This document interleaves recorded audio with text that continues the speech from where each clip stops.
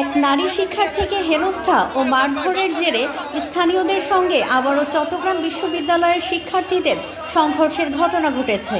এতে সহ উপাচার্য অধ্যাপক ডক্টর মোহাম্মদ কামাল উদ্দিন সহ 25 শিক্ষার্থী আহত হয়েছেন।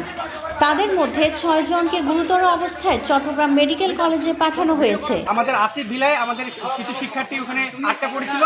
আমাদের শিক্ষার্থীরা সব দল বলে ওখানে আনতে গিয়েছিল এবং এক পর্যায়ে বিসি প্রভিসি চলে আসে এবং স্থানীয়দের সাথে কথা বলার চেষ্টা করে। কথা বলে ওরা যখন সমাধান করতে পারে নাই, ঠিক তেমনি আমাদের হচ্ছে যে আমাদের শিক্ষার্থীরা ওদেরকে সেফলি বের করে নিয়ে আসে। তারপরে অতর্কিতভাবে আমাদের উপর হামলা করা হয় স্থানীয়দের দ্বারা। রবিবার 31 আগস্ট দুপুর 12:30টায় বিশ্ববিদ্যালয়ের 2 নম্বর গেট সংলগ্ন এলাকায় ফের এ সংঘর্ষের ঘটনা ঘটে।